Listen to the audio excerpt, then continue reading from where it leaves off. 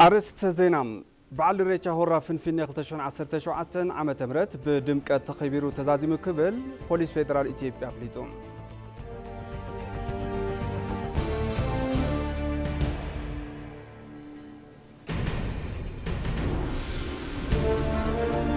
بعل الريتشا هورا فنفني لمزبن تعدمتي بسفيح وكيو مستر أيلو مخانو تقليتوم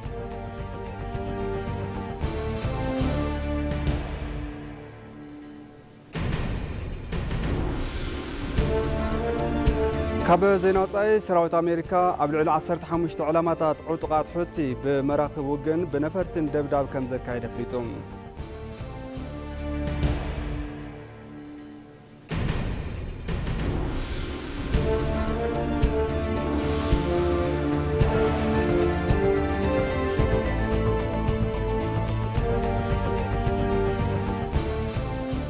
سلام طعنها بلي زخوركم تملكتي كمي تمسيو كمي تعلو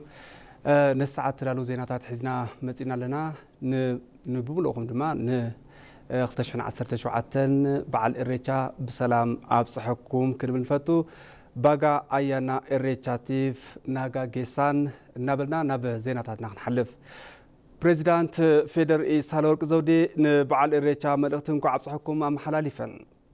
أب ملختن نملا حزب رومو كوا نبعل الريتشا اختشفن 17 عام تبرت بسلامن بطعنان ابصحكم إلن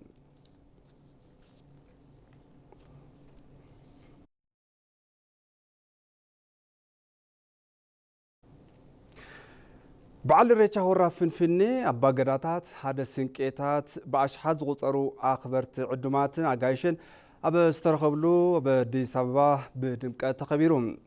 بعل الريتشا نداس بحالنا بزول مريح قاليو تخبيرو زلهم قدما مينستر أبي أحمد بعل الريتشا اختشفن 17 عام تمرت مغنيات بمقبار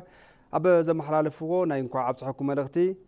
نكو عطقام اوان كرامات بمحلاف نابروه اوان عشقاقرنا يلوم الريتشا حلفن ترفنيو الريتشا مسقانا ايو الريتشا لملام ايو زوالو تم قدما مينستر لملم سعري دمام كبري فقرن سناي تمنيتن كمزو كليم مبريهم سلازخونه نزحلف بمدقاف ناب حدوش تسفا بنصوه هلينا كنسقاقرنا يلوم الريتشا حدنتن فقرن سلازخونه كملكا الريتشا ناب دحريت زترف وي زت أمت يلن كل يوم ملقتهم حلاليفهم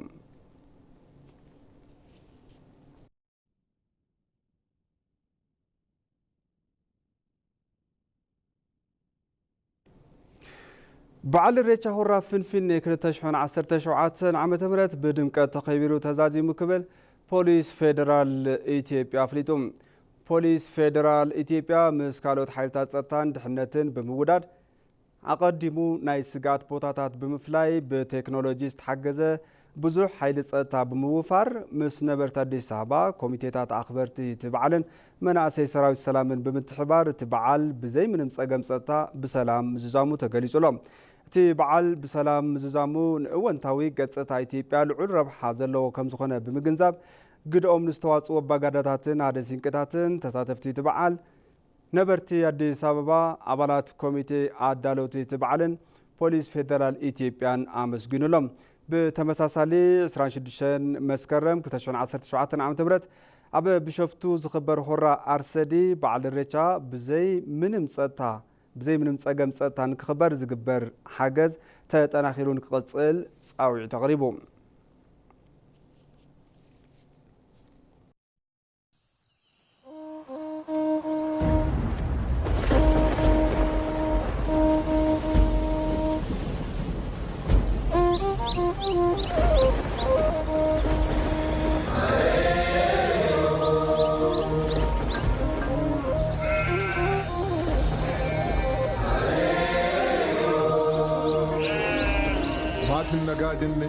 واتن نجاجن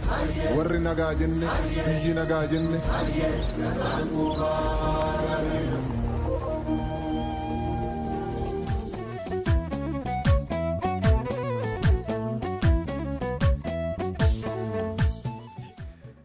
رسم حرار كل أورومي يتشمل الصابديسا بعد الريتشا هورا فنفني بدمكات نكخبر نزقبرو أكلات أمسجينهم صباح أب كتما بشوفتو زخبر بعد الريتشا هورا عرسدي ክብሮ ሓልዩ ንክኽበር ኩሉ ግዱን ክዋፃእ ፃውዒት ምቕራቦም ካብ ቢሮ ኮሚኒኬሽን ትክልል ዝረኸብና ሓበሬታ ይረድእ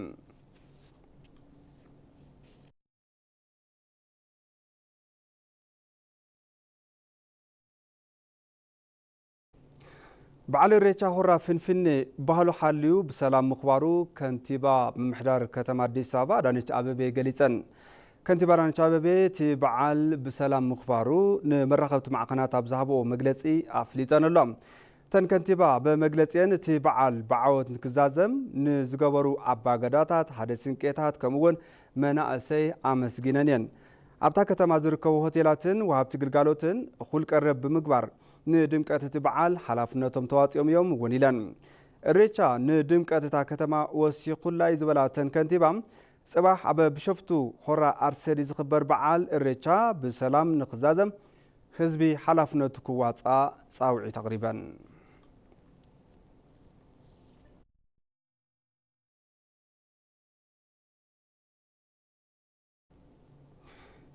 ርእሰ ምምሕዳር ጊዜያዊ ምምሕዳር ክልል ትግራይ ኣይተ ጌታቸው ረዳ በዓል ኢሬቻ ሆራ ፍንፍኔ ምኽንያት ብምግባር ናይ እንኳዕ ኣብፅሕኩም ሰናይ ትምኒቶም ኣመሓላሊፎም ኣይተ ጌታቸው ኣብ ማሕበራዊ ሚድያ ገጾም ኣብ ዘመሓላለፍዎ መልእኽቲ ንበዓል ኢሬቻ 2017 ዓ.ም እንኳዕ ኣብፅሕኩም እዮም ኢሎም በዓል ኢሬቻ ሆራ ፍንፍኔ ኣባገዳታት ሓደ ሲንቄታት ብኣሽሓት ዝቑፀሩ ኣኽበርትን ዕዱማት ኣጋይሽን ኣብ ዝተረኸብሉ ኣብ ኣዲስ ኣበባ ሎማዓንቲ ብድሙቕ ስነ ስርዓት ምኽባር ይዝከር ጽባሕ ድማ በከተማ ቢሾፍቱ በዓል ኢሬቻ ሆራ አርሰዲ ክብሩ ሓልዩ ንክኽበር ኩሉ ዓይነት ምድላው ከም ዝተገብረ ተገሊጹሎም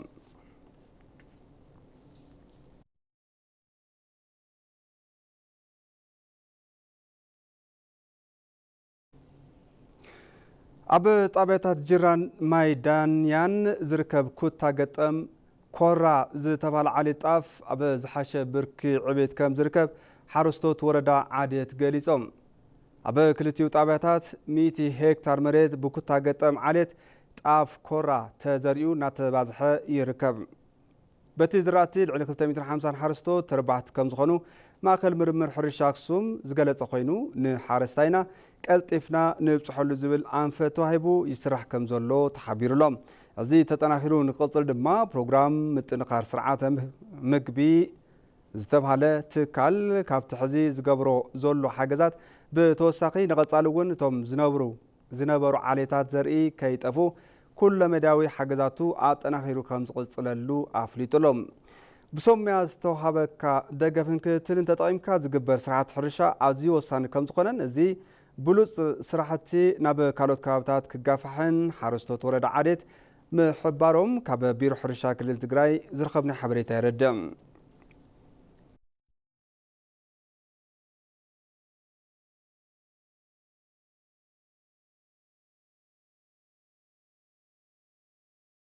Gambo ba e galata sati na debi'e naga nagal nu jenne wa numa umama hajet nu jenne wa numa umama hajet wa qaratiya wa abbakiya gadatiya gadana gagot gadatiya gadana gagot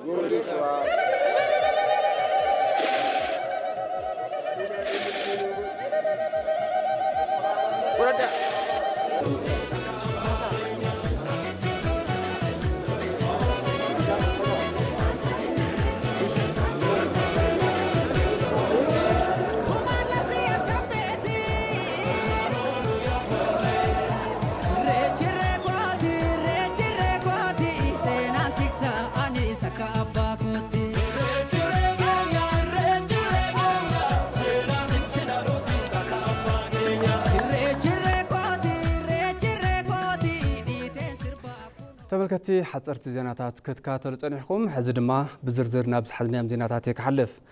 በዓል ኢሬቻ ሆራ ፍንፍኔ ሎም ዘመን ተዓደምቲ ብሰፊሑ ወቂኦም ዝተረኣየሉ ምዃኑ ተገሊጹሎም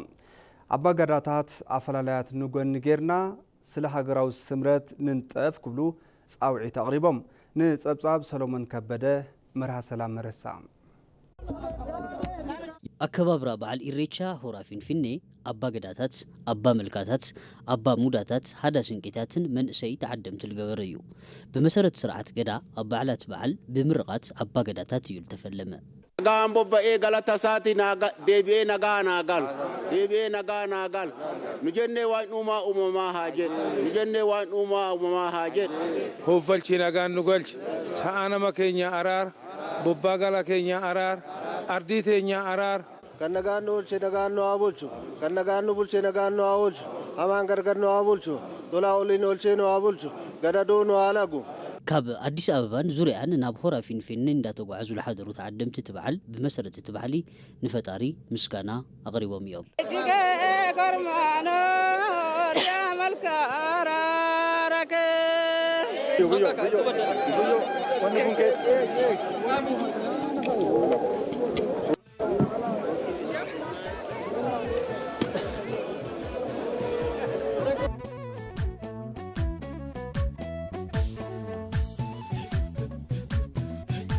በዓል ኢሬቻ ሆራ ፊንፊኔ ካብ 4 ሸነኽ ሃገር ብልመፁ ዜጋታትን ወጻእተኛታትን በጻሕቲ ዓዲ ብድሙቕ እዩ ተኸቢሩ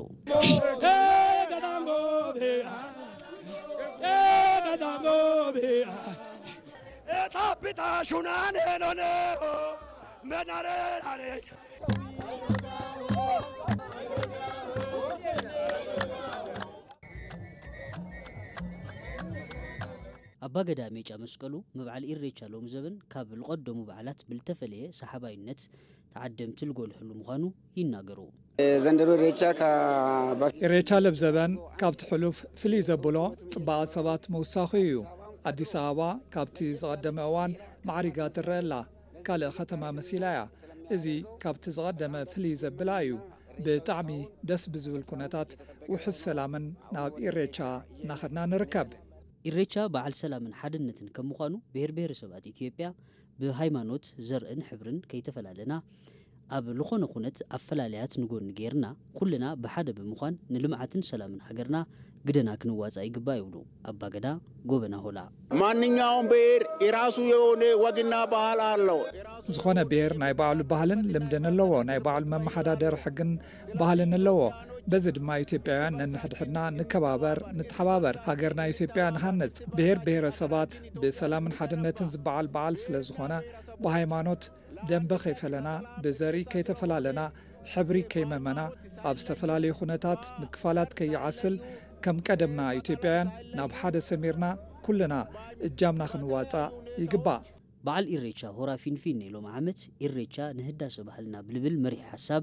ብውሕደት ሕብርታት ተዓጅቡ ንክበዓል ተገይሩ እዩ ስራሕቲ ልምዓት ኮሪደር ከተማ አዲስ አበባ በዓል ኢሬቻ ብድምቀትን ብምቾትን ንክኽበር ከም ዘኽኣለ ወሃብቲ ርኢቶ ተሳተፍቲ ትበዓል ሓቢሮም በዓል ኢሬቻ ብሰላም ተጀሚሩ ብሰላም ንክዛዘም ዝገበሩ ሓይልታት ጸጥታ እውን እቶም ወሃብቲ ርኢቶ ምስጋንኦም ኣቕሪቦም ኣለዉ ሙሉ ብርሃን ግርማይ ኣዘራሪባቶም ኣላ ከም ስዕብ ክቐርብ እዩ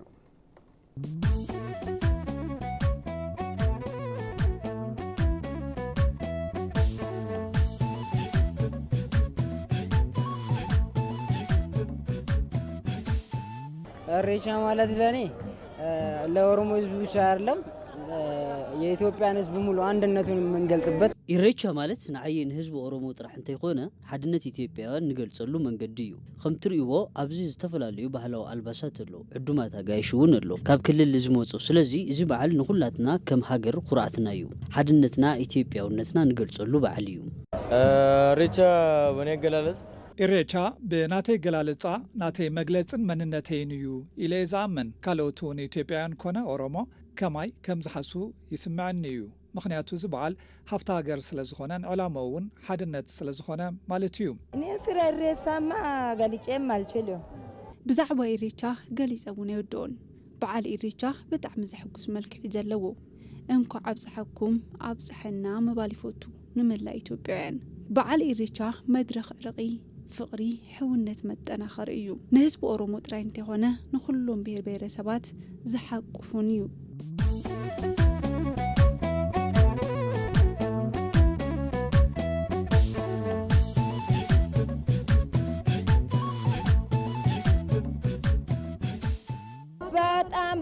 በጣም ደስ ይለናል አንደኛ ደግሞ እሱን ምስጋና የሚያስገባው አዳነች አቤቤ ብጣዕሚ ዝሕጉስ እዩ ምስጋና እውን ንከንቲባ አዳነች አቤቤ ምቕራብ ይፈቱ ብጣዕሚ ዝሕጉስ ስራሕ እዩ ከም ድሊትና እናተንቀሳቀስና ኢና ነዚ በዓል ነኽብሮ ዘለና ስራሕቲ ልምዓት ኮሪደር ነዚ በዓል ፍሉይ ጽባቐ ሂብዎ እዩ ንሕና እውን ብዘይ ስክፍታ በዓል ኢሬቻ እናኽበርና ኢና ዘለና ለዚህ በዓል በጣም ይመቻል ሰዎቹ እንዳይጋጩ እንዳይጋፉ ነዚ በዓል ዝሰማማዕ እዩ ሰባት ከይተጨናነቁ ከይተደፋፍኡ ብምቾት ንክኸዱ እዚ ዝተሰርሐ ልምዓት ኮሪደር ምቹ ባይታ ፈጢሩ እዩ ቅድም ክብል እናተደፋፋይና ንኸድ ነርና ሕዚ ግና ብጣዕሚ ሰፊ ምቹውን እዩ ከም ድሌትና እናተንቀሳቀስና በዓል ኢሬቻ ንምብዓል ሓጊዙና እዩ አዎ በጣም ተመችቶናል እና ያው ከአለፈው ዓመት ይልቅ ብጣዕሚ ተመችኒ ካብ ዓመ በዓል ኢሬቻ ናይ ሎሚ ዝሓሸ እዩ እቲ ዝተሰርሐ መንገዲ ብዘመናዊ መልክዑ ከም ዝተሰርሐ ንምርኣይ ክኢለ ንከተማ አዲስ አበባ እውን ፍሉይ ጽባቐ ሂብዋ እዩ ኢለ ዝኣምን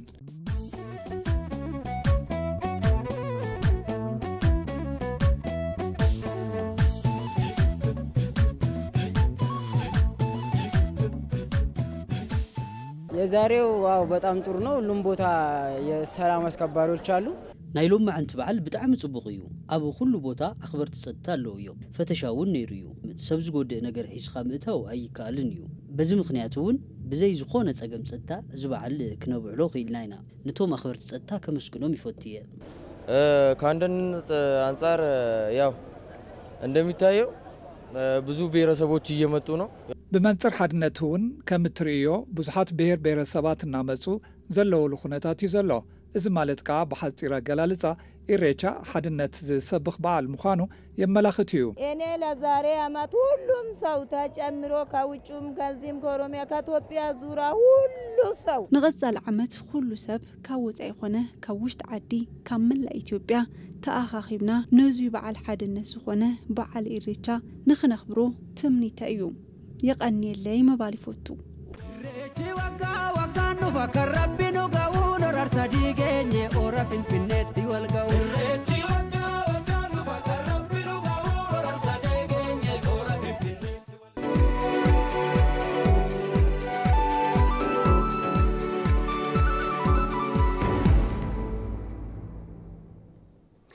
زين عداقة قصل مجد أير إثيوبيا أبز حزوان أبتن حجرات بسنك زلوا وانا وكنتات ناب بيروتن تل أبيبن زقبروز نور بررا بجزيا ونت أقاريزم بمسرة زيك سب شعات تقمتي ناب تل أبيب كم زقارصة أب محورة ميديو أبزم حلالفو ملأختي أفليتولم ناب بيروت زقبرو بررا دما نزيت وسن وان كم زقارصو حبيرلم